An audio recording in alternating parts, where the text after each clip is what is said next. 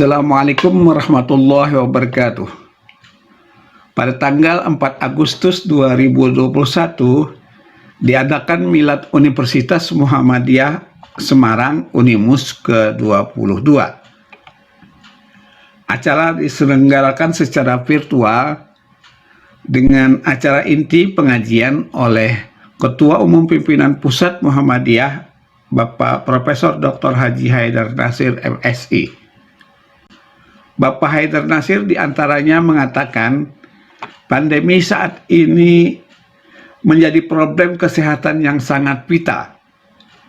Musibah ini berdampak luas secara ekonomi, politik, sosial, dan budaya dalam skup masyarakat dunia. Di awal-awal pandemi, pemerintah dimanapun gagap menghadapinya. Kecuali setelah 1,5 tahun penanganannya sudah ada pola. Saat ini negara-negara maju pun terus melakukan konsolidasi menghadapi pandemi. Organisasi Kesehatan Dunia WHO mengatakan tidak ada situasi terburuk selain pandemi saat ini. Untuk tingkat dunia, kematian sudah mencapai 25 juta orang, sedangkan Indonesia sudah mencapai 98,8 ribu orang. Adalah sangat naif di tengah pandemi masih ada orang yang abai dan mengingkari adanya pandemi, termasuk ikhtiar seperti vaksin. Sekarang kita melihat menjadi pasien positif COVID betul-betul pilu. Sejak sakit hingga meninggal tidak ditemani, kecuali terbatas. Saat ini teologi Al-Ma'un perlu direaktualisasikan. Kiai Haji Ahmad Dahlan mengimplementasikan Al-Quran diantaranya menginstitusionalisasi peranata kesehatan. Dan sudah ada 117 rumah sakit. Kesadaran sosial Muhammadiyah tidak hanya memberi ikan tetapi juga memberi kail dan menginformasikan bagaimana cara membuat kail.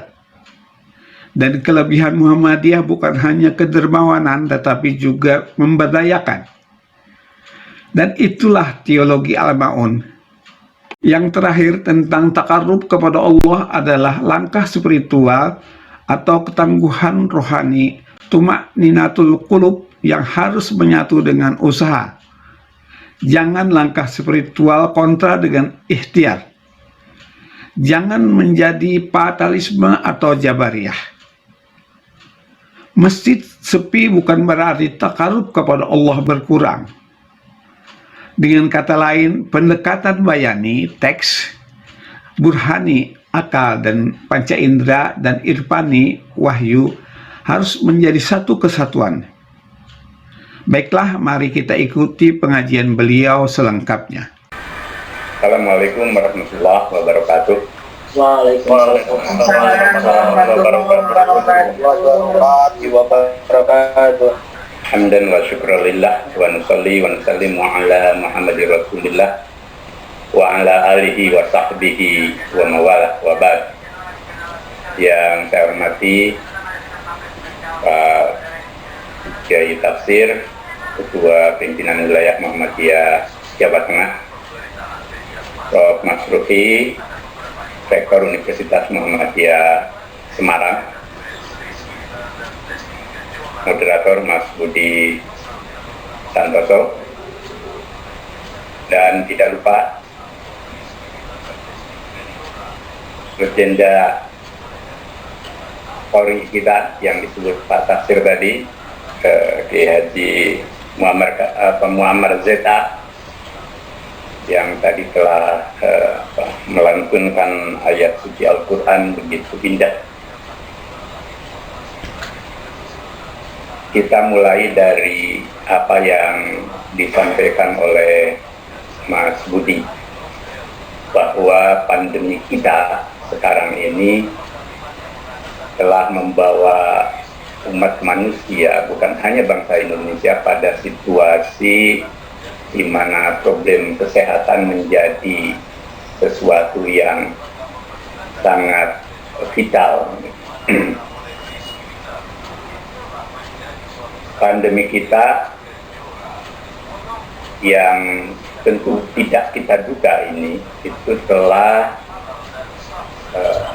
menjadi wasilah gitu ya, bagi kita untuk berada pada satu musibah yang dampaknya luas dan bukan hanya di bidang kesehatan, bahkan meruntuhkan hegemoni ekonomi, politik, dan sosial kebudayaan masyarakat dunia sebenarnya, di mana kita bahkan pemerintah dunia dimanapun itu ketika pandemi ini meluas itu nyaris kehilangan kekuasaannya begitu, mengalami delusi kekuasaan, sehingga awal-awal pada gagap menghadapinya, lalu baru pada proses ketika sudah 1,5 tahun ini ada pola cara menghadapinya, itu pun tetap dikagetkan oleh pandemi ini. Belum selesai kita menghadapi varian yang pertama, sudah muncul varian yang kedua dan seterusnya. Jangan lupa sekarang ini negara-negara maju pun masih terus melakukan konsolidasi. Australia sekarang selalu juga buka tutup lockdown gitu ya. Yang ini menggambarkan bahwa kita berada dalam suasana yang begitu masif dari pandemi ini. Nah, dalam konteks kesehatan juga WHO bahkan mendeklar tidak ada situasi terburuk dari kesehatan dunia kecuali setelah pandemi ini. Kenapa? Pertama, selain dampak yang luas, sekarang sudah tercatat 4,2 lebih juta orang meninggal karena pandemi ini. Di Indonesia sudah menyentuh angka hampir 99, di angka 98,8. Jadi mungkin menembus 100.000 orang gitu ya. Dan ini tidak bisa dengan statistik, karena bahwa satu nyawa saja dalam Al-Quran di surat Ali Imran ayat 32, Al-Maidah 1 ayat 32, itu sama dengan seluruh nyawa manusia. Jadi kita tidak bisa bermain statistik, tetapi angka ini juga sudah sangat besar. Nah, pada saat yang sama menurut WHO juga membuat penyakit-penyakit sejenis sebelumnya yang menular, ya, penyakit menular seperti polio, kemudian malaria, tuberkulosis, gitu ya, kemudian HIV, itu juga kan tetap penyakit itu berkembang, sehingga terjadi akumulasi yang kalau digabung dengan seluruh penyakit itu kan betapa berat beban bangsa-bangsa dan negara-negara ini menghadapi COVID ini. Artinya bahwa penyakit-penyakit yang menular tadi digabung dengan pandemi ini, itu membuat akumulasi problem kesehatan dunia makin berat. Itulah yang disebut dengan kondisi terburuk dari kesehatan dunia akibat dari COVID ini. Maka menjadi naif gitu ya, di tengah problem yang sangat besar ini kita masih saja lengah, kita masih saja abai, kita masih saja, bahkan kalau ada yang mengingkari pandemi ini dan mengingkari usaha vaksinasi, itu bukan hanya naif menurut saya. Mungkin Pak Tafsir bahkan bisa lebih progresif lagi gitu ya. Mungkin kita menjadi menjadi jahat gitu ya, secara moral, ya, jahat secara etik, gitu ya. Karena apa? Karena problem ini tadi kuantitatif juga masif, kualitatif tidak kalah masifnya. Kualitatifnya di mana? Tadi Mas Budi sudah memberi pengantar juga. Coba kita lihat, tidak ada kematian dan juga sakit ketika terpapar akibat pandemi ini, kecuali sakit dan mati karena dan terkait COVID-19 ini. Kenapa?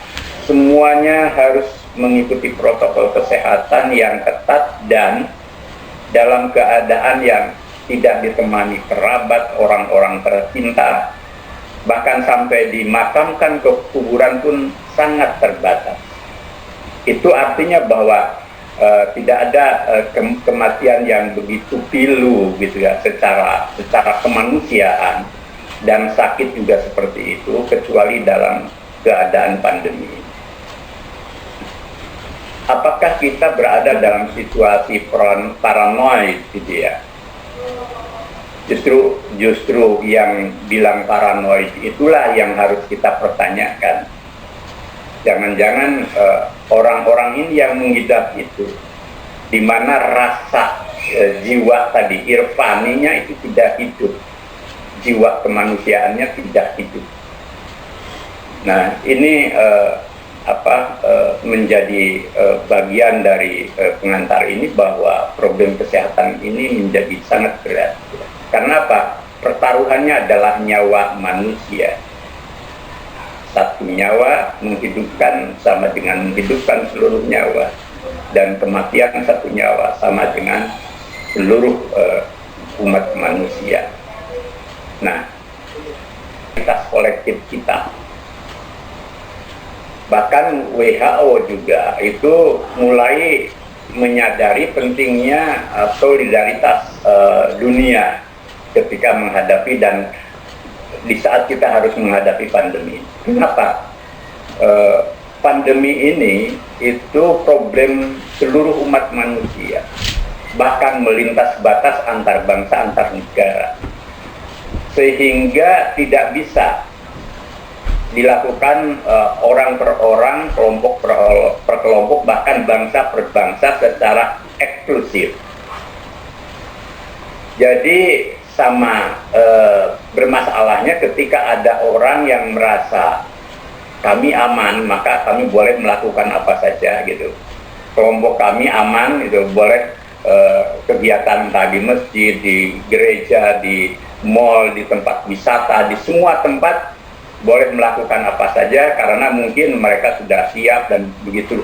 Persoalan bukan di situ, bukan bahwa kita aman, apalagi kalau orang per orangnya terbatas, tetapi keamanan kita itu terkait dengan ketidakamanan pihak lain atau warga yang lebih luas, yakni ancaman terhadap menularnya penyakit ini dan kemudian ancaman terhadap pertaruhan nyawa. Karena itu jangan merasa ada yang di zona hijau, zona aman, zona tidak terpapar, lalu berbuat semaunya, berbuat sekehendaknya tanpa protokol kesehatan. Bahkan juga di saat ada PPKM dan lockdown misalkan di negara lain, itu kita lalu berbuat semaunya. Nah, ini juga menyangkut etika kolektif kita,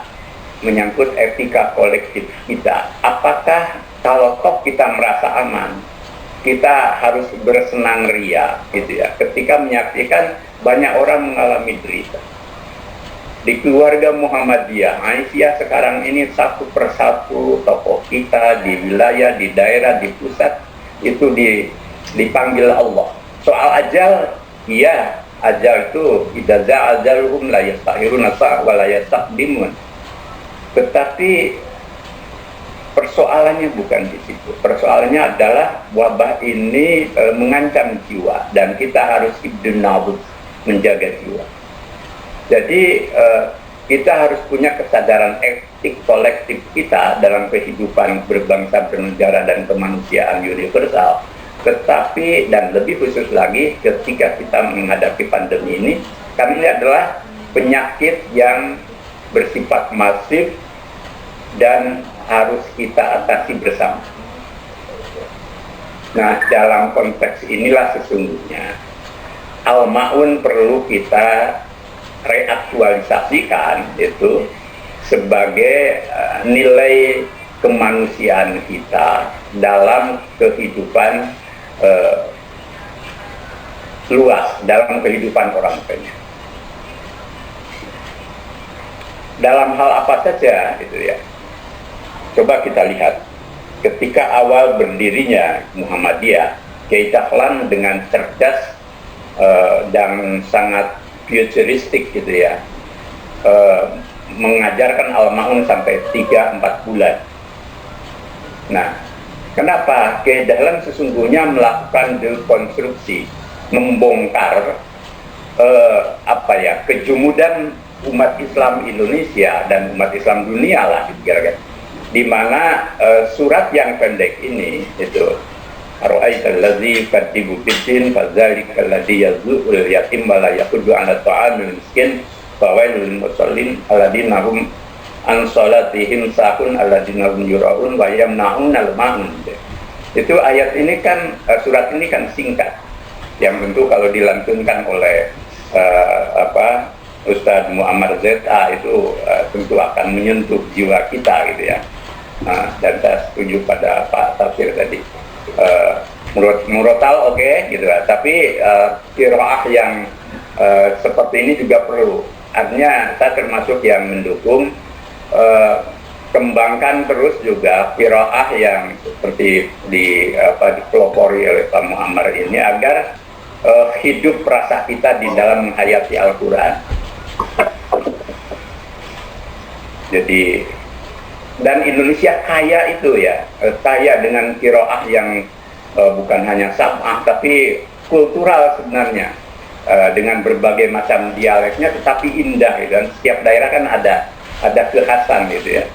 Dan ini jangan sampai hilang ya, jangan sampai hilang karena murotal. Murotal itu terlalu linier. Kita hormati murotal pada posisinya. Tetapi ketika murotal itu nanti jadi mainstream, nanti orang Muhammadiyah dan generasi kader Muhammadiyah yang mulai belajar qiraah dalam beragam variasi itu nanti akan hilang lagi. Padahal selama ini memang kering, sudah mau bangkit, terkalahkan oleh murotal. Bahkan di kalangan umat Islam nanti itu dengan murotal nanti hilang itu qiraah yang begitu indah itu. Jadi perlu itu ya, perlu terus dihidupkan. Jadi bukan anti murotal, saya pikir tafsir tidak itu karena dia ahli tafsir. Jadi perlu dihidupkan itu ya, supaya kita kaya gitu ya. Nah, dalam konteks Al-Quran sebagai substansi itu Kiai Dahlan membongkar kebiasaan menghafal dan membaca tanpa implikasi pada praktek, gitu, pada pengamalan. Itu yang dibongkar oleh Kiai Dahlan. Bukan tidak boleh membaca dan menghafal, tidak boleh qiraah, justru harus. Tapi implementasinya dalam kehidupan. Ratusan tahun orang hafal dan membaca dalam sholat tetapi tidak implementatif, maka lahirlah gerakan Al-Ma'un. Lewat apa? Lewat dua institusi. Satu, internalisasi lewat gerakan kesehatan masyarakat lah gitu. Jadi Muhammadiyah itu memelopori lewat Al-Ma'un gerakan kesehatan masyarakat, di mana orang Islam itu harus sadar bahwa sehat itu penting. Sehat jasmani dan sehat ruhani. Sehat jasmani itu juga penting karena dengan jasmani yang sehat kita bisa beribadah lebih baik, kita bisa bermuamalah dengan baik. Jangan kemudian menimbulkan begini, orang Islam itu ibadah malam hari terus menghabiskan waktu ya. Jadi kalau ada argumen sampai Nabi itu bengkak kakinya, itu jangan diikuti dalam arti kemudian orang Islam tidak menjaga kesehatan. Sholat tahajud, kalau udah selesai sholat tahajud, kalau perlu tidur lagi yang baik. Karena tidur itu juga bagian dari ibadah gitu ya. Yang nggak boleh kan tiduran terus gitu kan. Jadi harus sehat gitu ya. Dan juga ya apalagi generasi baru, apalagi gizinya baik, harus sehat. Karena dengan sehat maka segala hal itu menjadi lebih mudah. Sampai Nabi kan mengingatkan hati-hati dengan dua hal. Satu, dikala Anda senggang, yang kedua, dikala Anda sehat. Nah, artinya sehat itu penting. Jangan menjadi anti kesehatan hanya karena kita ingin mengejar mengejar zana, mengejar surga. Justru kalau ingin mengejar surga kita harus sehat gitu ya. Nah, kemudian tentu ruhaninya juga harus sehat. Nah, gerakan kesehatan ini dilakukan oleh Muhammadiyah, baik lewat Aisyah, lewat berbagai organisasi. Nah, sekarang kan muncul Germas gitu kan, gerakan kesehatan masyarakat. Nah, Muhammadiyah itu memelopori itu. Maka sekarang kita harus terus bahwa pandemi ini jangan-jangan ibrah dari Allah dan peringatan dari Allah agar kita menjadi sadar sehat. Maka sekarang kan video apapun itu yang kadang harus diuji kebenarannya itu kita praktekkan untuk hidup sehat itu kan, dari cara kita tarik pernapasan sampai macam-macam gitu kan. Itu bagus kan. Dulu kan mana ada kesadaran untuk itu. Nah, yang kedua, Muhammadiyah lewat Al-Ma'un itu melakukan gerakan institusionalisasi lewat rumah sakit dan berbagai peranata kesehatan lewat sistem. 117 rumah sakit di Indonesia termasuk Aisyah itu kan luar biasa, dan itu kita menjadi organisasi terbesar yang memiliki rumah sakit. Nah, gerakan ini, gerak rumah sakit juga harus punya kesadaran bahwa itu etos Al-Ma'un. Jadi para pimpinan amal usaha di rumah sakit harus menyadari bahwa itu etos Al-Ma'un. Harus kita praktekkan bahwa rumah sakit adalah program kemanusiaan. Maka ketika Muhammadiyah melakukan usaha lewat MCCC, lewat Aisyah dan berbagai lazismu itu ya, itu semua bagian dari spirit Al-Ma'un untuk reaktualisasi membangun kesehatan yang lebih baik. Nah, yang dampak atau sisi lain dari Al-Ma'un apa? Teologi sosial, bahwa kita ini ketika ingin membangun khairul ummah, membangun bangsa yang sehat lahir dan batin, kan itu khairul ummah itu ya. Maka juga harus ada kesadaran kolektif untuk memberdayakan mereka yang tidak sehat, yang kurang sehat, yang kurang baik kondisi kehidupannya untuk lebih berdaya. Jadi bukan hanya karitatif. Nah, itu. Jadi transformasi sosialnya itu adalah bahwa lewat Al-Ma'un ini reaktualisasi. Muhammadiyah mengajari orang tidak hanya memberi ikan, tetapi juga memberi kail dan memberi ilmu cara membuat kail. Sehingga orang yang miskin, orang yang hidupnya kurang, mereka yang kondisi kesehatannya harus disantuni. Di satu pihak sebagai gerakan temporer kita harus memberi ikan dulu, penyantunan, karitatif, kedermawanan kan gitu kan. Tapi pada saat yang sama kita harus bikin kail dan ilmu membuat kail agar mereka juga bisa memberdayakan dirinya gitu kan. Jadi rumah sakit, kemudian gerakan sosial kesehatan di masyarakat itu dengan membina orang yang berkekurangan untuk sadar akan dirinya, lalu dia menjadi berdaya. Nah, kelebihan gerakan Muhammadiyah itu bukan hanya kedermawanan saja, tetapi melakukan usaha pemberdayaan. Nah, ini menjadi hal yang sangat penting sehingga orang mengatakan bahwa inilah teologi Al-Ma'un yang menghadirkan transformasi sosial dalam kehidupan masyarakat, bukan hanya lewat gerakan kedermawanan, tetapi gerakan melakukan transformasi sosial, berdayakan dirinya. Nah, alhamdulillah lewat gerakan-gerakan tadi Sekarang Muhammadiyah sudah nggak menghitung lagi berapa dana yang dihabiskan. Kemarin sudah mulai ramai gitu kan, Muhammadiyah mengeluarkan 1 triliun lebih, lalu ada yang tidak suka gitu, mungkin ada yang nyinyir gitu. Ya biasalah dalam kehidupan. Jadi kita tidak perlu risau kalau ada orang mulai ketika orang Indonesia ini kan aneh.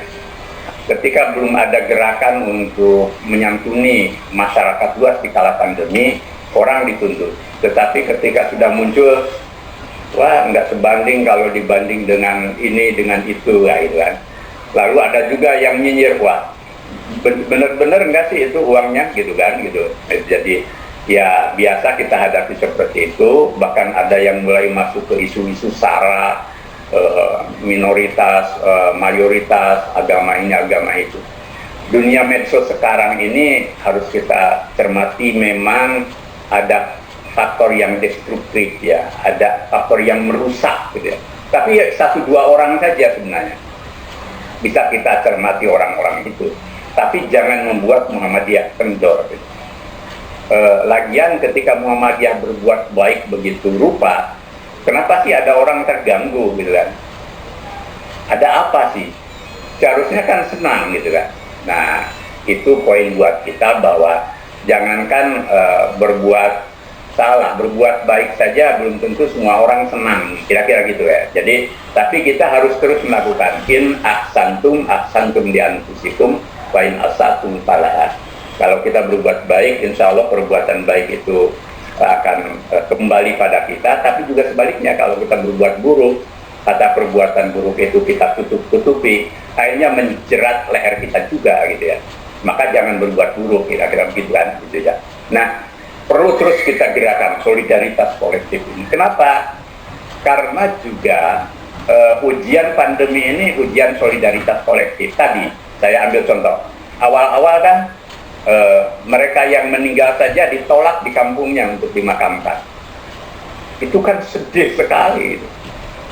Kemudian cara oke, ada isolasi mandiri di rumah atau di tempat, tetapi kita jangan kemudian memusuhi orang yang kena, tapi jadikan mereka untuk kita santuni, kita empati, tetapi caranya kan jadi soal cara dengan prokes gitu kan. Jadi bukan berarti kita lalu menjauhi orang yang terkena positif, apalagi yang meninggal, tetapi cara kita itu harus mengikuti prokes, itu masalahnya. Tapi hati kita, empati kita itu harus bersama mereka. Coba ya, lihat juga dokter-dokter, tenaga kesehatan, mereka yang ada di rumah sakit, relawan yang melakukan pemulasaraan. Loh, tidak gampang loh. Mereka biarpun pakai APD itu kan juga tetap riskan kan, karena mereka berada di langsung dengan mereka yang kena dan mereka yang meninggal. Maka menjadi tidak etik kalau kita ahli agama, takmir, ustadz, mubalig, kemudian mengeluarkan berbagai pernyataan, mengutip hadis Al-Quran tidak tepat, hanya untuk kemudian menyepelekan, mengabaikan, dan menganggap bahwa ini konspirasi dan macam-macam. Kita yang bilang begitu seperti kita, Pak Tafsir, kan hanya di podium, hanya di masjid, hanya di tempat lain yang tidak punya kerawanan. Coba lihat mereka yang ada di tengah-tengah. Jadi ingat bahwa posisi kita, ungkapan kita, pandangan keagamaan kita, bahkan keilmuan kita itu tidak seriskan yang mereka lakukan oleh para dokter, tenaga kesehatan, relawan yang menangani saudara-saudaranya yang terkena COVID. Nah, solidaritas dan etika sosial ini yang harus diikuti. Nah, yang terakhir tentu spiritualisasi ya. Spiritualisasi itu artinya bahwa dengan pandemi ini kita harus terus meningkatkan usaha taqarrub kepada Allah, kemudian juga selalu optimis, kemudian juga ada ketangguhan ketangguhan hati, ketangguhan rohani menghadapinya. Itu yang dimaksud spiritualisasi. Tapi spiritualisasi yang juga menyatu dengan ikhtiar. Spiritualisasi oke, gitu, berdoa iya, dan harus terus kita semua berdoa kepada Allah, membuka pintu langit, gitu. Tetapi juga vaksinasi dan usaha-usaha prokes, disiplin, mengikuti PPKM, itu juga wajib. Jangan punya anggapan mengedepankan spiritualisasi tetapi kontra rasional, kontra ikhtiar. Nah, ini yang tidak betul. Muhammadiyah ini tidak seperti itu.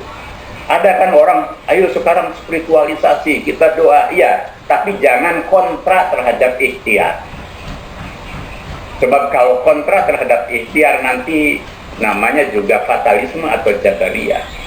Jabariyah untuk diri sendiri boleh, tetapi ketika menghadapi wabah yang luas ini justru dampaknya luas bagi masyarakat. Nah, jadi bayani, burhani, dan irfaninya itu harus satu kesatuan, bukan sesuatu yang terpisah. Jadi kalau nanti Ustadz Mubalik juga ceramah tentang pentingnya spiritualisasi, termasuk memang ada yang kemarin mungkin kurang pas mengutip gitu ya, bahwa ketenangan ini separuh dari sehat, itu jangan sampai kontra ikhtiar untuk membuat diri kita sehat gitu loh. Jadi satu kesatuan dengan kita ikhtiar sehat gitu. Kadang ya para pejabat negara juga sering keseleo pernyataan sebenarnya, atau kurang seksama gitu ya. Jadi spiritualisasi, kemudian tumakninatul qalb gitu, itu harus satu kesatuan dengan ikhtiar. Maka kesimpulannya tadi, hifdun nafas menjaga jiwa, hifdul akal menjaga pikiran termasuk ilmu, hifdun nasl menjaga keturunan, kemudian hifdul ma menjaga jiwa, menjaga harta. Harus satu kesatuan juga dengan hifduddin, menjaga agama. Jadi jangan dipertentangkan. Misalkan, wah masjid jadi sepi, kemudian seakan-akan masjid sepi itu lalu takarub kepada Allah sepi, kan tidak boleh, nggak begitu gitu kan. Ini untuk sementara di saat kita menghadapi darurat. Nah, nanti setelah semuanya normal kita akan kembali normal. Nah, teologi dan reaktualisasi Al-Ma'un itulah yang kita proyeksikan untuk menjadikan gerakan kesehatan dan bangsa Indonesia dan bahkan masyarakat dunia menjadi sehat. Sehat lahir dan sehat batin. Itulah yang bisa saya sampaikan, Mas Budi. Mudah-mudahan ada manfaatnya. Nasrullah wa fathul qarib. Wassalamualaikum warahmatullahi wabarakatuh.